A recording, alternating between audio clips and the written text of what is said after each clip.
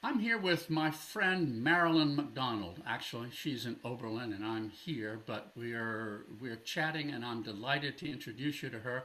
Marilyn is a faculty member at the Oberlin College Conservatory, Oberlin Conservatory, however, whatever they call the thing. She teaches at Oberlin and has for many, many years also been a faculty member of the Oberlin Baroque Performance Institute, has played all round in this country and abroad. And I hope she'll send me, I meant to ask her before I turned on the record, but a wonderful photograph that was taken in Europe last year or the year before of three pioneers of the violin, of which with Marilyn as the centerpiece. Yeah, I hope you'll send me the picture so we can see it. Anyway, Marilyn McDonald, welcome. It's really great to see you.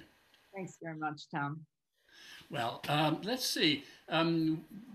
I'm really sort of interested in how you got where you are from wherever you started. Although I've known you a long time, I don't know a lot about your background. How did you get started in music, and then how did you sort of make the turn over to the dark side, to the early music? Okay. I have to tell you something that my son said yesterday when I mentioned to him that I was going to do this. And he said, "Well, you've certainly earned your powdered wig."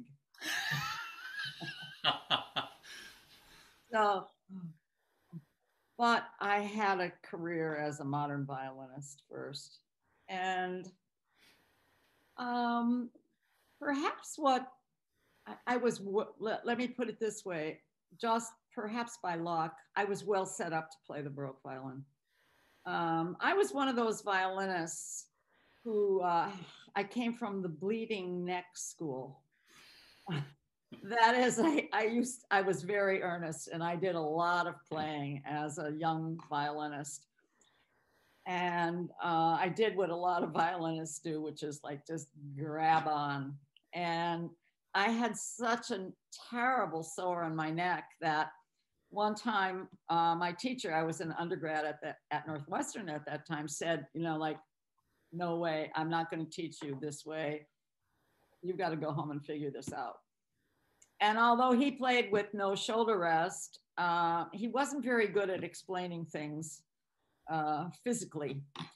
So I went home and went through that whole thing, and I'm sure all the violinists who are listening will know what that's all about. You put sponges and old socks and everything under that violin to try to make it comfortable. And I ultimately, as a matter of fact, was quite comfortable. Um, Although I do remember the first time I played in public, I had a performance of the Tchaikovsky Violin Concerto, and there's a rather long exposition before the violinist gets to rest. And for me, it felt like 5 years because it's a big adjustment. Okay, so that was adjustment number one. And then I went to graduate school at Indiana with Joseph Gingold, the last of the famous Baroque violinists, right? Um, but he had a link to the 19th century. And he had a way of approaching the instrument which was extremely fluid, very easy, and very, very open to ideas. However, I do have to say that, so that was another step. And that was also something that interested me in the 19th century because he could tell stories way back to Isai and the old days. And he played with a gut A string and a silk E string growing up. And he used a gut A string every winter, not in the summers when he had to be outside a lot at Meadowmount, but in the wintertime, he would use a gut A string, and he used to say, "I love the way it buzzes under my fingers." And we used to laugh at him when we had a gang that used to hang out together. And when somebody would say something outrageous, somebody would say, "I love the way," they would imitate him. And of course, that struck me so when I first started playing the Baroque violin. It was like, oh, I get it. I sort of understand. He had a very particular sound, a very personal sound. And I sort of understood the idea of the resonance of the instrument and how you treat that violin. You obviously, even as a modern violinist, many modern violinists would not say, I love the way it buzzes under my fingers. That's not the way they think about sound. And so that was inspiring in its own way, even though he didn't take to it the whole idea very well. I didn't begin playing the Baroque violin until after I left Indiana, but shortly after. And I got a phone call from him one time when I already was here in Oberlin. And he said, I picked up the phone and he didn't even identify himself. Of course, with his voice, he didn't have to. And he said, Marilyn, what are you doing? He had heard me on the radio. But then after a little while, I got a message from a student who had been at a summer program with him. And she came to me and she said, oh, Mr. Gingold said to say hello. And he said to tell you that he heard you again and he actually liked it. So he came around to a certain extent. But then my initial experience in early music itself was through the Caldwells, Jim Caldwell and Kathy Mines, who moved here to Oberlin just 1 year after my arrival. And that was, I was thinking about this, that was 1971, 72, I believe, was their first year. And they were looking for people to play gamba consorts. And there was of course, there was Kathy and Jim, and there was a rather good cellist in town. And they needed one more person, and it was me. And of course, I was given the tenor. Everybody who can't play the gamba at first gets the tenor. And so I used to practice every Sunday afternoon because we met Monday nights. And I was not terribly successful, but shortly thereafter, they had made a trip to Europe and bought a beautiful canton. Anyone who knows the name Caldwell knows that there's a huge instrument collection, and that Jim especially bought everything that looked beautiful. And they came home with this violin, and it of course is a 5-string violin with a third on the top, not a fourth, not a fifth in tuning, but a fourth in tuning.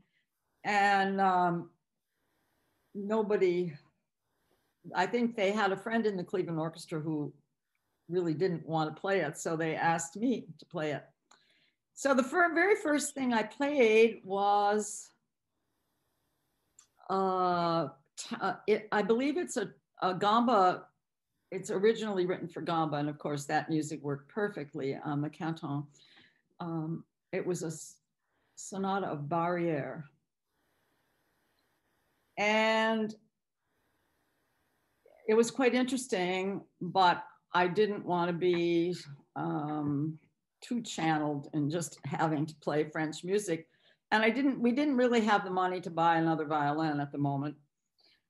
So Jim was very generous in that way, and he bought a beautiful Pierre violin. And for those of you who know about restorations of the instruments, this was the very first violin that Bill Monaco restored. Wow. So I'm really from the level of Baroque violin here in the States. And so I began playing, and then through the Caldwell's friend, Jim Weaver, who unfortunately passed away this year with the coronavirus, they were playing concerts at the Smithsonian institution. And so I got asked to join. And that was the real beginning of the whole thing. But when I first began to play, not on the canton, but on the violin itself, I listened to the only recording I could find at that time. And that was of Sonia Monosoff. She is actually more than I am. Of Sonia Monosoff playing the Beaver Passacaglia. And I thought, oh, what a wonderful piece. I would love to play more music like this. So that really inspired me. And then I started looking for recordings in the Oberlin Library. We have a wonderful library here.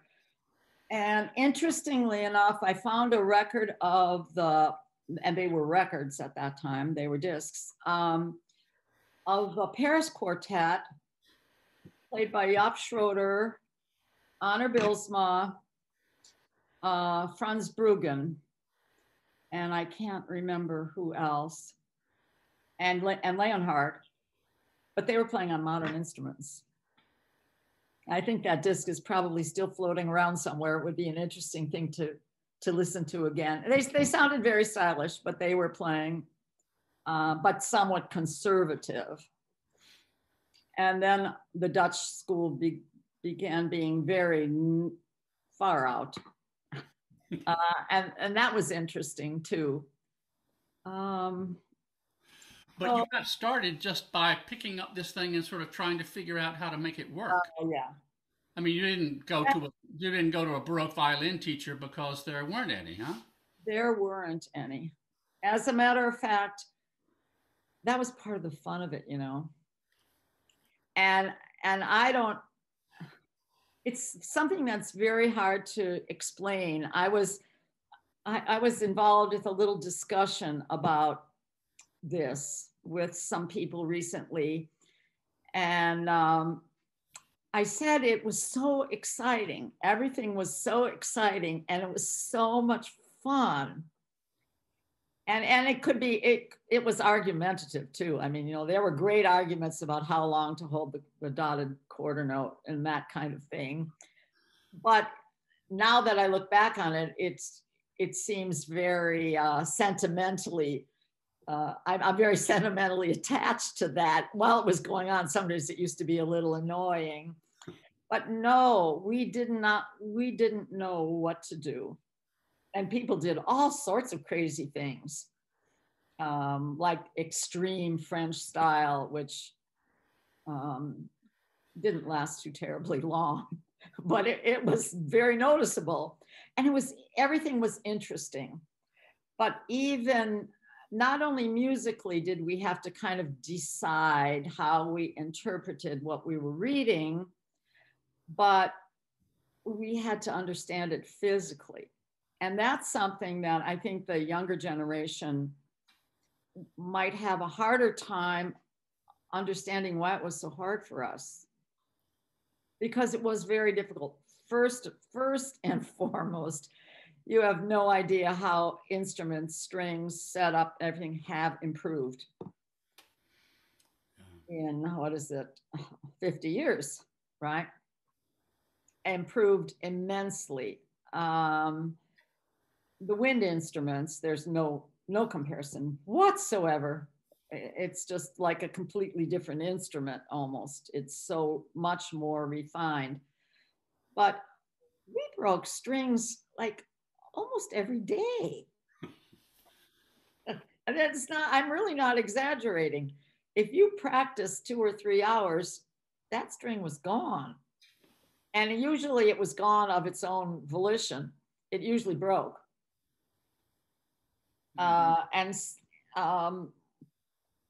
Generally, when you played with a gut D string, and I realize that not everybody does even today, there's some instruments that don't support it very well, but we did everything exactly the right way. or we thought we were doing it the right way. We tried to do it exactly the right way. But I was mentioning to someone about a performance, what I think was one of the very first performances of Mozart piano concerto with an old piano, and we were at 425. That was the Mozart pitch at the time. I don't hear of many people playing at 425 anymore. But I do remember the idea of the orchestral part is quite simple for an early Mozart piano concerto, but not always in a high register. So there was a lot of D string playing in this particular concerto. And I remember just literally gripping my feet to the floor every time I had to cross over to the D string with terror of whether or not the string was going to respond or not. At all? You mean just to get it to speak? At all. It was the idea of squeaks. First of all, there was a certain amount of, you almost had to accept a certain number. And it was so frustrating. It was so frustrating. It was mostly the faults of the strings. It was a little bit the fault of the way there was a certain amount of experimentation with how the instrument was set up. The sophistication of the replica bows was not at the level that it is now. I also have another first. I have the first bow that, I don't even know what his first name was, but a Salcho bow, and that's Papa Salcho. As a matter of fact, I gave it to his son. I said, would you like the first bow that the first Baroque bow that your father ever made? And he wasn't terribly impressed. So I feel sort of sad that I just gave it to him. But he was just dreaming it up, and it was not terribly good. And through no fault of his own, we have to understand that all these early efforts only brought on the next level. And so they were necessary. They were absolutely necessary. The skills you acquired were acquired with difficulty and experience and hard work and sweat. Maybe if you'd had a superb Baroque violin teacher like yourself, life would have been a lot easier. Oh, that's nice of you to say it. But, I think about something really funny. I played for many years, in the Smithsonian Quartet with Jaap Schroeder, who was certainly a very big name. And I remember he and I talking about how to shift down together. Neither of us was comfortable doing it at that time. Huh.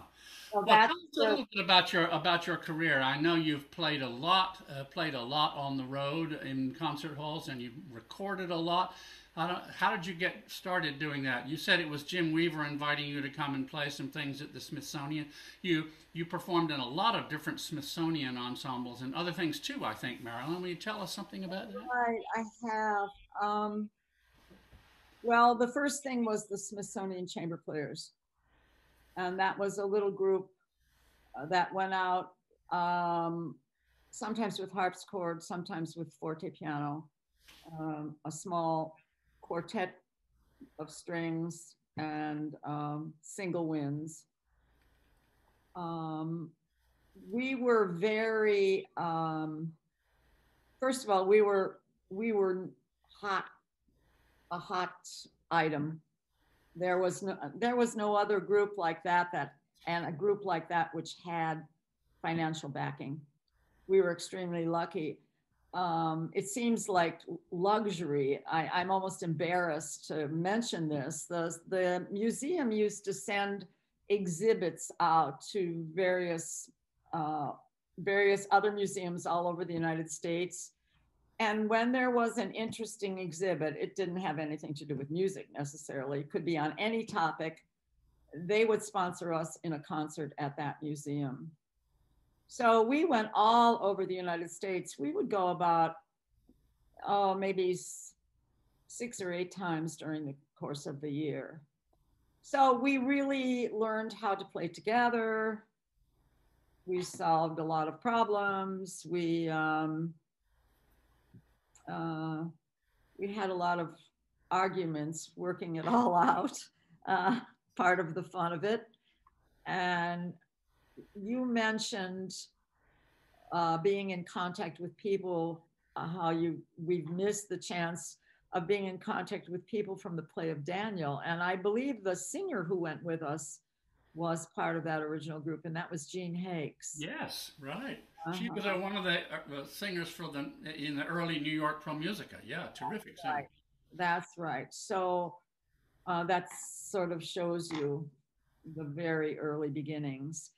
Then I believe it was Ken Slowick who decided he would like to have a quartet at the Smithsonian, and he asked Jaap Schroeder, and I began my career as a second violinist. So I have been a second violinist in a quartet for, I think it's close to 30 years. So I consider it to be a very important position, of course. Absolutely. And I think that was probably my the time where my ears and my musical sensibilities were most educated in that quartet. We played about 40 different Haydn string quartets. And I can say I learned more from Haydn than from any other composer. This is all original instruments, of course. It was all original instruments, and it was classical. And we did go slightly into as far as early Schubert, but it just improved my Baroque chops as well, because there was really no difference in how we played. I think one of the most important things was I began to really, really understand, and it wasn't that I hadn't played string quartets before, but I began to really understand the harmonic importance of figuring out what you do, figuring out how you play. Wow. And there were other things. Were you part of the Castle Trio, or is that somebody else? Oh, yes. Well, so after the Smithson Quartet, there was, while the Smithson Quartet was working, then appeared a fantastic pianist by the name of Lambert Orcus, who most of people know as the pianist for Anna-Sophie Mutter.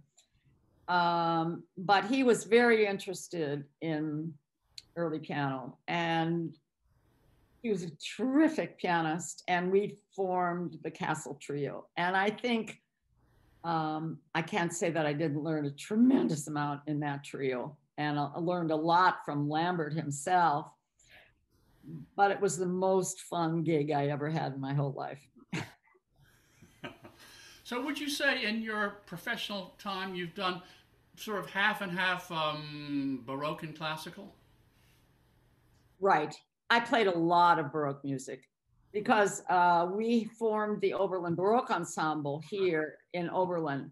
Actually, it had existed before, but it existed on modern instruments, I believe. And the person who was the leader in that was an organist by the name of Fenner Douglas. But by the time when we formed, Lisa Crawford had just gotten appointed, and Kathy Mines was the gambist.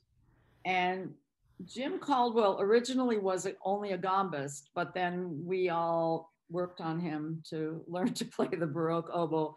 And of course, he became an overnight star. He was really the best. He was really the best. And it was quite interesting for me because I think it was the reason I was invited to play in that early gamba consort with him, because I knew him when I was an undergrad at Northwestern. My first so-called professional gig was a tour with the Chicago Little Symphony, which was a chamber orchestra, and Jim Caldwell was the oboist. And he played the Marcello Concerto every night, because he was one of the stars of this little orchestra. And he used to try to get under the skin of the conductor, who was a very difficult man, by playing a different cadenza every night. So that was how I knew. I'm the only person who still calls him Jimmy. That was Jimmy Caldwell. Okay. And so he began playing the Baroque oboe, and the Oberlin Baroque Ensemble played tons of concerts. We had a manager, and we played all over the country. And of course, you've been on the faculty of the Baroque Performance Institute for years and years. How many? But it was a while before Baroque violin became part of the curriculum of the Oberlin Conservatory. Isn't that right? Okay, I was hired to teach the Baroque violin at Oberlin in 1979. And that's very early for this country, right? There weren't many people teaching Baroque violin in the conservatory world. No, I think probably Stanley Ritchie and I were the two. Yeah. So you've taught a fair number of Baroque violin students, right? Are they mostly majors or mostly switch hitters, or how does it work? They are mostly switch hitters. We had a master's program, which we don't have anymore. We had a master's program where I had a few really excellent people who only played Baroque violin, but to be truthful, they always asked me to give them a few modern lessons on the side. I don't really know of anyone who started only on Baroque violin. Even at my age, I don't know. Well, I do know Enid Sutherland's little girl who played only Baroque violin. And that's very odd because I don't think she plays anymore. But that was the only person I know who really started that way. There are people now who are focused that way, but probably most of a great number of the Juilliard people are also modern violinists. I expect so. Yeah. It's now possible to make a full-time career out of playing the Baroque violin if you're good and lucky, I think. And that couldn't have been true for very long. But I was wondering what the difference would be in a musician who started on Baroque violin and stayed on Baroque violin, as opposed to what most violinists that I know do, which is start on modern and then fall in love with Baroque and turn that way. I wonder what do you think about that? Well, you might not like my answer. I didn't ask you to get you to say what I wanted. I'm interested in what you have to say, Marilyn. I think they might not have very good chops, unfortunately. And that's a mystery because almost and I have taught a lot of really very good Baroque violinists, and they've all said the same thing. They all say, can you give me some more ideas about how I can work technically on the Baroque violin? And when I first began playing, I tried very hard. First of all, you can look up etude books. Franz Benda is my favorite. There's a great picture of him, incidentally, in the Frick Museum. Huh. He was quite a handsome dude, and he must have been pretty wealthy to have his portrait painted like that. And the last time I was there, I asked about it, and it was now in storage, but they do have it, and it used to be hanging on their walls. Benda is one. Gavinier died before 1800, and those are very difficult etudes. Those are probably the most difficult. And you can say, well, Paganini was still playing on a Baroque violin. I have had Baroque violinists play Paganini caprices or Locatelli caprices. It's not quite the same. Yeah.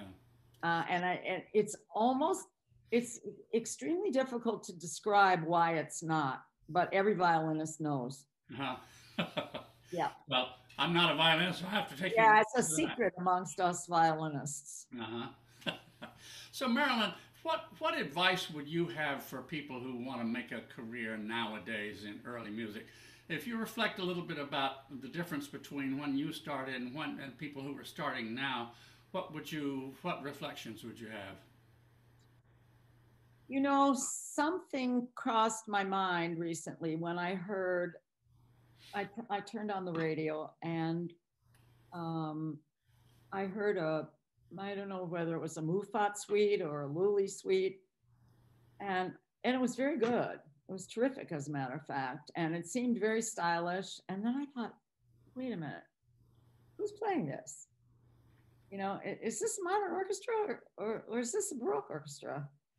And so I waited until it was over so I could hear.